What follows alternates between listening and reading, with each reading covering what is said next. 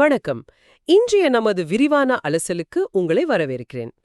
இன்னைக்கு ஜூலை 24, 2025. இந்திய பங்கு சந்தையிலே இன்னைக்கு நடந்த முக்கியமான விஷயங்களை பத்தி பார்க்கலாம். முக்கிய குறியீடுகள் 2வது நாளா சரிஞ்சிருக்கு. ஆனாலும் சில பங்குகள்ல பெரிய மூக்கிங்கள் இருந்திருக்கு. அதை பத்தி கொஞ்சம் விரிவா பேசுவோமா? முதல்ல சென்செக்ஸ் பாத்தீங்கன்னா சுமார் 0.66% சரிஞ்சு 82,184 புள்ளிகள்ல முடிஞ்சது. நிஃப்டி 50யும் கிட்டத்தட்ட 0.63% குறைஞ்சு 25,062 புள்ளிகள்ல நின்னுச்சு.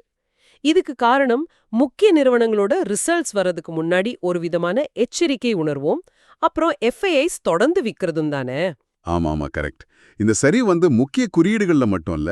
Nifty mid cap 100 0.58%, small cap 100 ஒரு 1.09% சரிஞ்சிருக்கு. ஸோ பரந்த சந்தையிலையும் கொஞ்சம் லாபம் பார்த்துருக்காங்கன்னு நல்லாவே தெரியுது. முக்கியமான ரிசல்ட்ஸ் வர்ற நேரத்துல இது சகஜம்தான். சரி, துறை வாரியா பார்க்கும்போது ஐடி துறை கொஞ்சம் அதிகமா அடி வாங்குச்சு போல. -2.21% சரிவு. அப்புறம் எஃப்எம்சிஜியும் -1.12% இறங்கியிருக்கு. ஆனா பொதுத்துறை வங்கி பங்குகள் நல்லா ஏறிச்சே, +1.24%. கனரா வங்கி, இந்தியன் வங்கி, டாக்டர் ரெட்டிஸ் ரிசல்ட்ஸ் காரணமா இருக்கலாம் இல்லையா? ஃபார்மாவும் +0.55%. ஆமா, அங்க ஒரு சப்போர்ட் கிடைச்சது. நீங்க சொன்ன மாதிரி சில நல்ல ரிசல்ட்ஸ் அதுக்கு காரணம். இங்க கவனிக்க வேண்டிய இன்னொரு விஷயம், இந்தியா விஐஎக்ஸ், அதாவது சந்தையோட ஏற்ற இறக்கத்தை காட்டுற குறியீடு. அது இன்னைக்கு ஒரு 6% குறைஞ்சு 10.4 இருக்கு. ஓ அப்படியா?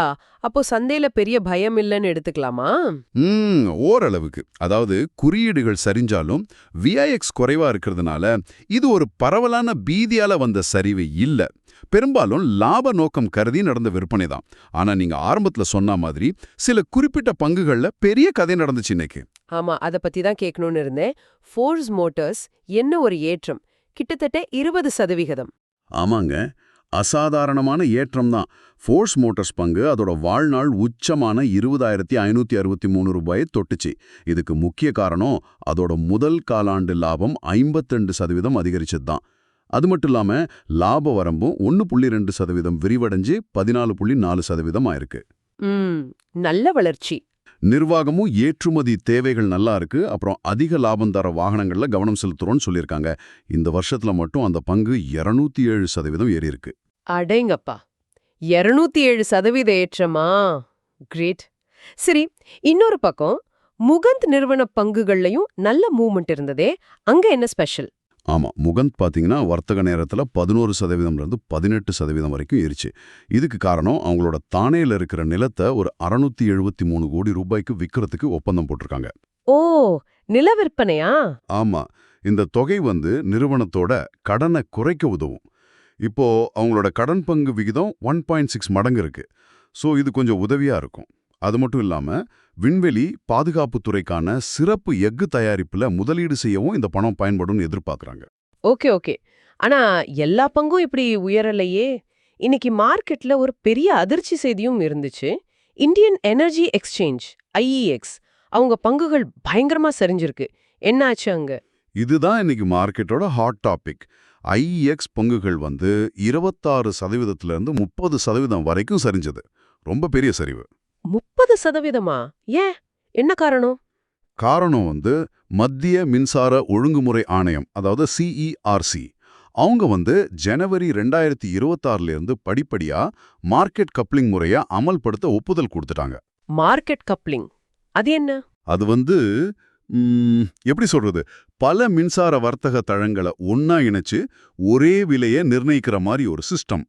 இதனால இப்போ ஐஇஎக்ஸுக்கு இருக்கிற அந்த 85% சந்தை பங்கும் அவங்களோட விலை நிர்ணய சக்தியும் பாதிக்கப்படும் முதலீட்டாளர்கள் பயந்துட்டாங்க.